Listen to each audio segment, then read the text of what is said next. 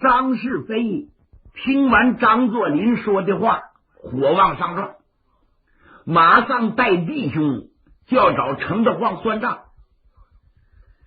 张作霖心说：“我的爹，你们要去可就热闹了。”作霖赶紧给拦住了：“大哥，我谢谢你，您的心我领了。不过呢，对付那么个小子，用不着兴师动众。我这人还有个毛病，要解心头恨，拔剑斩仇人，还得我亲自动手，我觉着过瘾。大哥，你要觉着咱们够朋友，我提个要求，您要能答应就行。说吧，怎么办？您能不能借我一颗带烟的家伙，撅袜子、独角龙都行。”哎呀，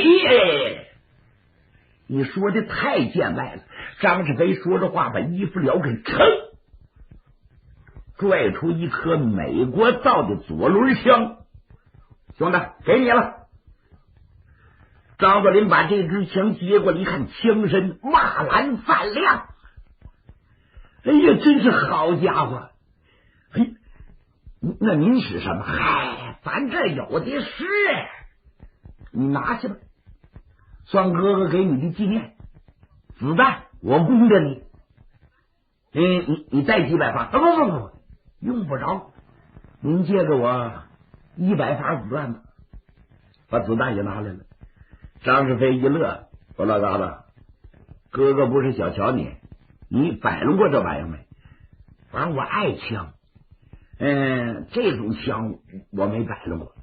那撅袜子、独角龙什么的，我试验过。当初那也有人带这玩意儿。这个枪跟那枪可不一样。我教给你使用的方法，今儿你别走啊，多的练习熟了你再走。”张作霖点头答应，就在这住下了。干什么？练枪。张世飞手把手的教，还给他讲枪的原理，跟他说这种枪太好了，不贴壳，不臭籽儿，最好防身呢。这玩意儿要使好了，百发百中。你看人这钢口，这管多长啊，射击的还远。只要你不哆嗦，瞄准了，直拿打打。其实张作霖呢也真摆弄过枪，就像这种好枪没沾过手。张作霖那么聪明，学这玩意儿不好学吗？2天学熟了，怎么上子弹，怎么退子弹，在什么情况下怎么样使用，学会了。没事他们就放枪试验去。张世飞一乐：“兄弟，你真是这份料啊！哈哈哈，你看10几年的都不如你这2手，你妥了。还有什么要求吗？没有，我就希望你们赶紧想办法快去救七哥郑翠萍。哎，你放心，那边早都行动上了。你是不是再多住几天？我不住了，我得回去。老爷子这2天就能回来了，汤大哥也快回来了，你们见面不是更好吗？不，我心里头着急呀，家里有一大摊事呢。我告辞了。用钱不？拿点。不，我不用钱。其实不用钱吗？用。张作霖抹不开说，有这颗枪就行了。他带了100粒子弹，离开三界沟回家。路上无话，到家了。他娘正着急呢，你哪儿去了？去了好几天呢。张作霖说瞎话，他娘呢也没深追问。张作霖一块石头落了地了，心说下一步该办我的事儿了。这天他把王德发、邢丽萍给找到他那屋去了，酒菜都准备了，关上门不让旁人听。2位哥哥，你们俩知道我上哪儿去了吗？你不是张了钱去了吗？也对，要说不是为张了钱呢，也是瞎话。我去找好朋友去了，我借了点东西，我打算找程大晃报仇啊！这口气不出来，就得把我憋死。你怎么报仇？怎么报仇？血债要用血来还。他把我收拾的死去活来，我也得如法报复，我能叫他好受得了吗？话虽如此，你老程家有钱呢，家里还养着俩炮手呢，那玩意儿户大人多，你不得吃亏吗？甭怕那个，胆小不得英雄做呀！我不求别的，我求你们二位给我帮帮忙，打打下手，活我去干，你们就给我打打下手，跑跑龙套就行。行啊，那我们干点什么？干点什么？我李平哥，你正好也没事，明天呢，你买几包果子，到程家洼去一趟，去见见程大晃。你就说上回的事儿呢，给程爷找来不少麻烦，承蒙程爷高抬贵手，不究既往，我们非常感激。我代表老疙瘩了，给您送点礼来。您大人不见小人怪，反正你又会唱大鼓，什么词儿你没有啊？但呢，这是假的，实则你去替我摸摸底。你看老程家都有多少人？程大晃在家干什么呢？你探听明白了就算完事儿。晚上我就找他算账去。你打算怎么算？怎么算？我打算把程大晃这小子提了出来，提了到什么地方我还没想好呢。等我猜到，我他妈绑他的片儿，叫他们家也拿钱赎，让他加倍受罪。他们家要答应还则罢了，不然我就爽票，爽票就把人整死。王大发和邢丽萍哪干过这个？听张作霖一说呀，俩人什么也吃不下去了。邢丽萍那脸都绿了，老疙瘩，但能容人且容人呐，妈，咱对付不了呢。什么？丽萍哥，你胆小，你走，我不用你行不？我瞅你活的窝囊。别呀，老疙瘩，你这火怎么这么大？我是说，就咱仨人，我们俩还是窝囊废，又帮不了你什么忙，你万一再吃亏呢？张作霖在腰里噌把六轮子拽出来，啪往桌上一放。有这玩意儿你们怕什么啊？你闹了半天整这玩意儿去？对，我有这颗枪，我什么也不怕，能敌住他千军万马。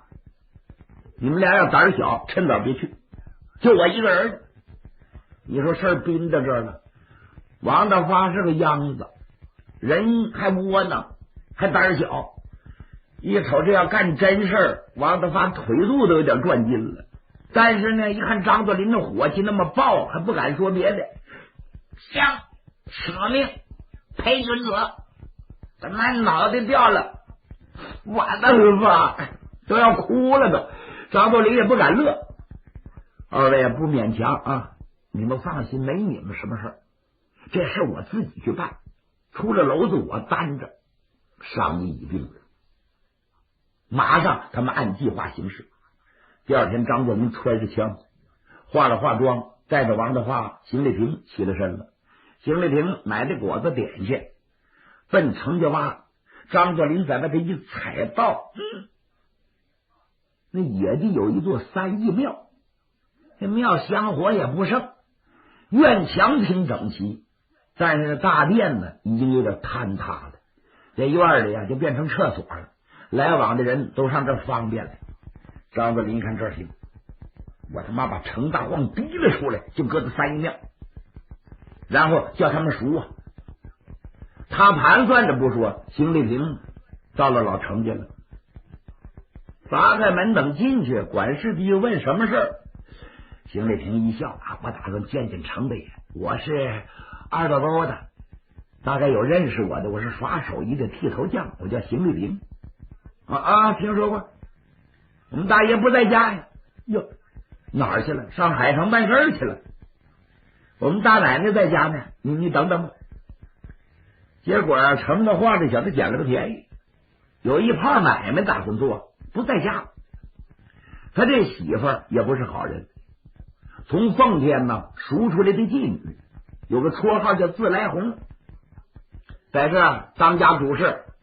书说简短，他亲自接待的邢丽萍，邢丽萍会来事，小嘴能说，把礼物往上一献，就说谢过程大爷怎么个事。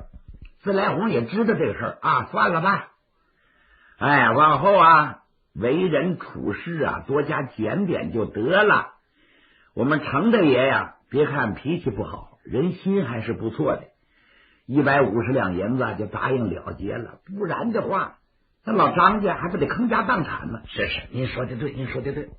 那么大爷什么时候回来？那可不一定，他一高兴啊还许年根才能回来呢。啊，那好，小人我就不叨扰了，我告退。临往外走的时候，邢丽萍就发现房檐下有把椅子，坐着个黑胖子。这黑胖子30来岁，腰里头别着家伙，就知道是他们家的保镖。除这么个人之外，还没看着旁人。就这样，邢丽萍离开这儿了。等到了村子外头树林里头，张作霖在这等着呢。邢丽萍把经过讲述一遍，张作霖就皱眉，他妈的，真不巧啊！他妈这小子不在家怎么办呢？等着他不定什么时候回来呀，我这着急呀。又一想有了，既然你老婆在家呢，我就绑他的票，我看你他妈着急不着急。张作霖打定主意回到家了，让他姐姐帮忙给他做了个面具，因为这次他上三界沟没白去。那个张世飞呀，给他讲了不少事儿，张作霖都是从那儿学来的，真人不露相啊，干这种事儿脸上什么化妆都没有，这玩意儿不好办。做个面罩抠俩眼睛，这玩意儿一套上，声音再一变，一般人不知是谁。另外呢，还做了个黑褂子，腰里系了根搭子，果然把这套穿上就变了，把他姐姐吓得心惊肉跳啊！我兄弟，你整这干嘛？哎，姐姐你甭管了，我叫你怎么干你怎么干得。大兰明知道不是好事，不敢劝。等给做好了，张作霖一实验，心满意足，当天晚上就行动，让那王大发在三义庙这放风。王大发腰都直不起来了，我的妈呀，那都要吓死了。这邢丽萍呢，在小王家坨的村口，张作霖告诉你不能露面啊，如果我们打起来，你们抽身就跑，千万别管我。我知道。张作霖嘱咐完了，拎着6笼子进了小王家坨，盘子早都抬好了，从后墙这儿，张作霖先爬到树上，然后噌窜上墙头，身子一掉个跳院里去了。因为邢丽萍踩着盘子，他们家没养着狗，这是最放心的事儿。灭族遣资，赶奔程大晃的卧室。奇怪的是，程大晃没在家呀，灯光没纸灭，屋里有人说话，听不太真。张作霖爬到后窗户这，把耳朵贴在这儿仔细听，也没听清楚。后来他仗胆子，把这窗户纸捅了个窟窿，往里头看看，床上的帐帘撂着呢，外边八仙桌上灯没纸，听见有人在屋里吃直笑，知道不是好事，心说莫非程大晃这小子回来了，要不就是自来红没说实话。他拎着枪围着宅子转一圈，别人都在熟睡，没事了。张作霖仗着胆子回来，轻轻一推着房门，他进了屋里，就窜到床前，用手一撩这床帘，枪就举起来了，跪下！床上躺着一男一女，谁呀？本宅的女主人自来红，那男人可不是程德晃，正是他们家的炮手，叫周老黑，就是邢丽萍看见那小子腰里带家伙的。闹了半天，这自来红不是好人，老爷们不在家，他就跟这保镖，他们俩狗扯羊皮，正好让张作霖给堵上。张作霖把手枪这一晃，把这一对狗男女吓得都没脉了。趴下！我们听话，趴下。张作霖就划了。那周老黑这小子有一颗独角龙，就在枕底下压着呢。张作霖把这枪就没收了，然后不容分说，先来点下马威呀！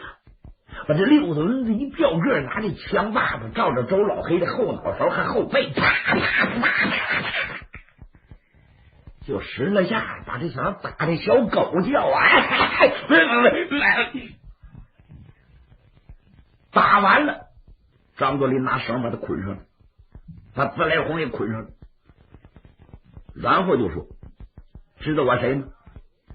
他戴着蒙面罩呢，谁知道他是谁？哎呀，好汉爷爷，您是绿林好汉。”妈的嘞！程德晃哪去了？上海城做买卖就没回来。什么时候回来？不一定。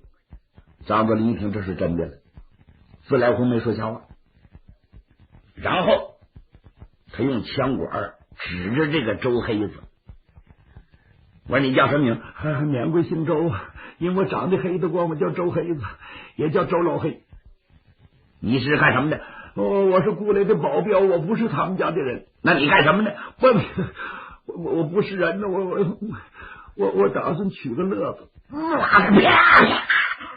左右又是一顿嘴巴子。妈的，程德晃瞎了眼，妈雇你这么个东西，他当了王八他都不知道。我告诉你，周黑子，今天爷爷高抬贵手，饶你不死。我谢谢爷爷。慢着，我也留下你这口气非为常事。你告诉程德晃一声，就说好汉爷爷潜在这儿，需要文银500两，听见没？听见。文银500，让他明天晚上这时候给我送个3义庙。出了村子不远有座破庙，叫3义庙，你知道吗？知道，我还在那拉过屎呢。就是那，就这时候把钱送去还子罢了。要误了一会儿，我就爽片，我把这娘们整走。怎么？好。张作霖把自来红的嘴给堵上，让他穿上衣裳，把他捆好了，把自来红架出来，然后把他绑到3义庙，让王德发和邢丽萍看着。这2位吓得心从嘴都要蹦出来了。问怎么回事？张作霖说：“别多问，你们俩没别的事儿，就在3义庙好好看着这女的，不行亏待她，到时候把她嘴里东西拽出来，让她喘喘气儿，该吃饭的时候给她饭吃。我在外头寻风造上，明天晚上咱这钱就来了。”俺家他们不说呀，单说周黑子一溜烟跑到海城，还真把这程德晃给找着了。当他把情况跟程德晃一说，哎呦我的妈！程德晃好像没瘫在地上，一溜风回到家里边，这糟糕！哎呦，500两那也是钱呐，好在还不太多，准备吧。冲他来说，真凑500两银子不算费事，把钱凑齐了。盼呐，好不容易快到时候了。程德晃提心吊胆，带着周黑子离开了家，赶奔3义庙。这程德晃不服气儿，一边走一边说：“我他妈姓程的也不是省油灯，打我的主意，没那么便宜。等我把人赎回来，我非报复不可。啪！周黑子可吓坏了。我东家，吃亏就吃亏吧，真要把祖母奶奶赎回来，平安无事，你就念佛吧。你知道来这小他妈多横啊！他自报是辽西的，范介沟骑马砍的，他是杜立三手下的人，杜阎王的人，你得罪得起吗？就海城把全部的人马都调动起来，也架不住杜立三一划了，何况是咱们？吃亏吧，你可千万别想这事儿。说着话，看见赛一庙了，这程大晃不敢过去，让周黑子拎着500两银子往前走。程大晃蹲在一棵树后头看着，不过挺黑，也看不出什么来。咱说周黑子拎着500两银子到庙门这儿了，有人吗？好汉爷爷在里边吗？张作霖等着呢，枪就在手中端着，一听来了，告诉邢立平、王德发赶紧等。俩人从后门就跑了。那有什么庙怎么有后门？他们掏了个窟窿，就为撤的时候方便。他们俩先走了。张作霖提高了嗓音就问：谁？好汉爷爷，我呀，我叫周黑子，按您的命令给您送钱来了。站那别动！送来多少？500两，隔着墙给我扔进来，我先过数。好汉，咱话说一句啊，给钱你可得放人呢。废话！妈，杜三爷手底下的人向来说话就算数。我这就把钱给你扔进去啊！扔，吧嗒，隔墙扔进来了。张作霖看看没有什么动静，打包一看是一点不少，这才把自来红绑绳给解开。